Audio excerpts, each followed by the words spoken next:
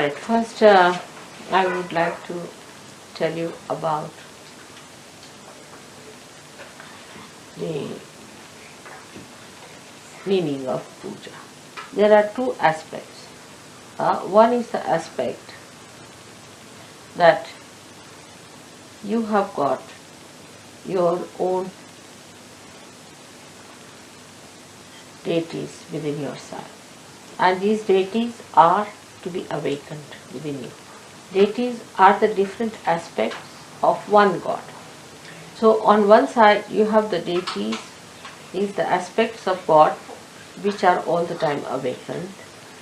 On the other side you have your own deities which are sometimes awakened, sometimes half awakened, sometimes sleeping, and sometimes sick. So you have to use two methods. One, to please the deities of God and to ask them to bless your deities, or to ask them to awaken your deities. So by doing the puja means when you offer anything that you have got to offer, anything that you offer is say flowers. If you want to offer flower to God, you don't have to speak anything. You have to just offer that this is for you. Anybody can understand offering is for that.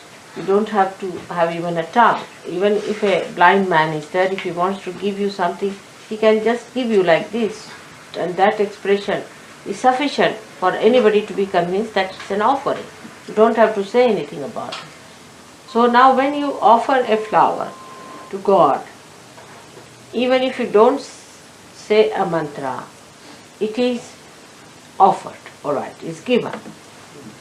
But whether it is accepted or not is a problem.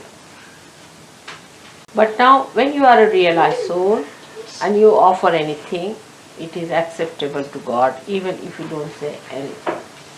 But what about you getting any reward out of it?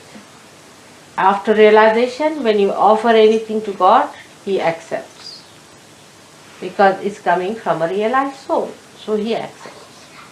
Now, how do we get blessed by Him? By giving a flower to God.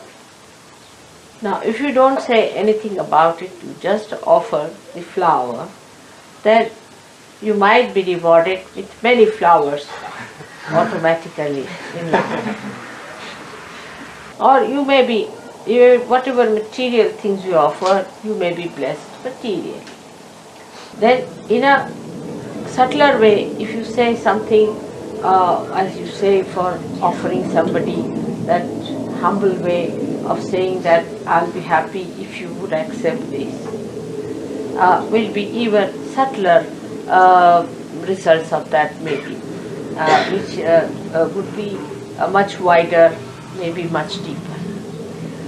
Now you do something symbolic, which is the essence, the principle of something.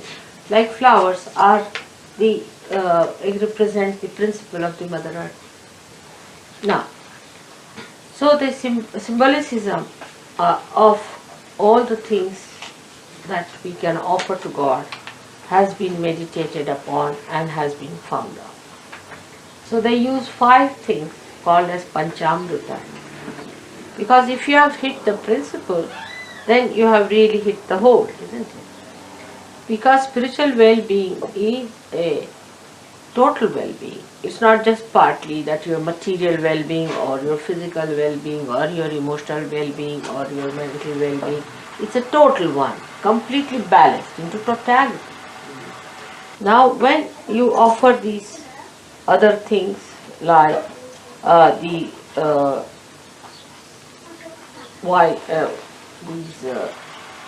we call them akshatas, with the this what do you call it? Turmeric. Turmeric rice. See, this yellow thing. See? When you offer this, you know the yellow color is that of the Swadhisthana chakra. And rice is very dear to all the gods. Now there's a trick in it because it's a human trick. Gods are fond of rice. So they put turmeric on it. Means that we offer to you a rice which is yellow colored, means you should give us blessings of our creativity. When you eat it, more creativity will flow and we'll be blessed by that creativity. It's a trick. The whole thing of puja is the trick of human sayings. You see, how to trick God to give more blessings. But whatever God likes, it has to be auspicious and holy. So ultimately it works out for the holiness of saints and their simple hearts. Now the puja cannot be done by a person who is not a realized soul. A person who preaches also has to be a realized soul. The one who does namaz has to be a realized soul. The one who prays has to be a realized soul. So all the utensils that are used are to be worshipped in a way that they are to be holy things. They are to be respected things. You cannot use anything save the one you are using in the bathroom and use the same thing for the puja. It is absurd. Three things are very important. Is a ghata, this one is the vessel. Vessel that contains the kundalini, the vessel that contains the primordial desire within us to get to God is first to be worshipped, our desire. Is the ghata, is the one made here. And on top is called as a Shri Phala. Shri Phala means this also has got water in it, if you see. This coconut has, this represents, the coconut represents the same thing. Now in the subtler form, it is the water of all the rivers of the world, rivers. And the coconut is the water of all the oceans. The water from the ocean or sea rises through the tree trunk of the coconut and becomes the sweet water in the coconut. It's a symbolic thing. So this is the vessel called Ghata Puja. This is the Ghata Puja. Now I don't want to go to details today because we have to talk about Ganesha. The same is, now that is water, alright. Then we have to worship Ghanta and Shankha. These are two representing the sound. Actually the Shankha represents the ether. Then we have the Deepa, this one. Is the light, represents the light element called as Tejas. Normally also to the goddess they also give her a fan which represents the air element. So this is how all the five elements are pleased beforehand using them. So the essences of these, or the causal essences of these five elements should be pleased at this time. Now there are also all kinds of other things like your family deities you might be worshipping in your family. Some deities, they should not be also at this time upsetting the puja, or maybe the forefathers who are dead. All these things are to be quietened so that they should be told that this is a puja like this and you do not disturb us at this time. Means even thought should not come, their thoughts or their any disturbances. So everything is to be first made into peace. Now this is the one aspect I have told you in short, because it's a very long thing. If I have to speak about it, I'll have to speak at least 3 times and in 3 hours each time. Still it may not be finished. Now we come to the second aspect, which question I asked you, how do you get benefited by it? So apart from this technique, to have the best effect or the blessings or the best flow of the grace within us, we say mantras. The sound of mantras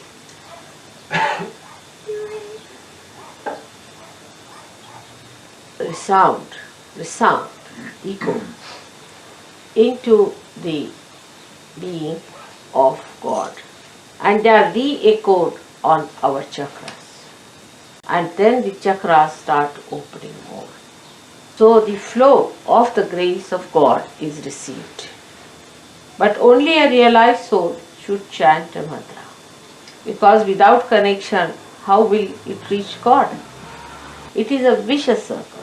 Now, one may say that, Mother, you cannot get realization unless and until you get the grace of God. And the chakras won't open by a person who is not a realized soul. Without opening the chakras, you cannot get realization. That's how the play of the Mother comes here. And of all the saints, like you. I would say the Sahajogis have to break this vicious circle. You have to raise the Kundalini yourself. Once you raise the Kundalini opens the chakras a little bit. Because you have given your vibrations to the chakras. So once she knows there is a Sahajogi standing behind the seeker, she rises. She knows you are her brothers and sisters and that you belong to the same family as she does. She knows the land where she has to grow, so she can feel that, and then she rises in her dignity. That's how she breaks this vicious circle. That's why in the beginning we don't tell them about the mantras. Because in the mantras you have to accept me as the deity. In this advent of mind, it is made compulsory that you have to recognize me. Because this is very precarious, the resurrection time we can call it, or the time of your last judgment. First the realization has to be given without any recognition, but not to those who are denying or insulting me. Under any circumstances they cannot get realization, whatever you may try. Even after realization, if people start thinking against me, vibrations will stop because of Sahasrara. And the heart has to be completely in unison with me. Otherwise, Sahasrara is closed. Now those people who are simple, who are full of open hearts, you see, such people understand me very well and they just put me in their hearts. After realization, after going through the understanding of Sahajoga through their mental activity, also the intellectuals understand me and recognize me in a little circle. After the puja, when they receive the blessings in a very blissful state they achieve, then they realize the value of puja also afterwards. Now in India, where the puja system has been traditionally coming and has been maintained quite a lot, they understand it without any mental processes. But when they meet somebody, an intellectual who has become a Sahajogi, you see, they can't understand them. They don't want to listen about it, the whole rigmarole of the whole movement of the brain. And some of them who try, you see, little westernized, they try, you see, they develop an inferiority complex and they go to the left side. But there is no need to understand it with mental, to all the time analyze it through your mental process and then to understand everything and then become Sahajogis with the heart open. It's rather very circuitous. But what to do? They have gone that way, so they have to come that way. Because even if they become Sahajogis, they start questioning and thinking about it and worrying about it. So the false people just mesmerize them and take advantage of that mesmerism. So one should not feel bad. If you feel like analyzing, you should go ahead with it. Because I cannot stop your speed. I am not going to mesmerize. In Sahaja Yoga, the freedom is to be respected.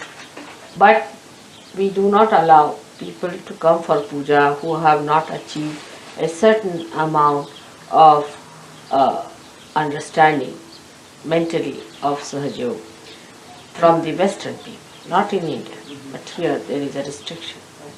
Because supposing in India, I do not explain to them, they don't want to know. They know that they'll get vibrations.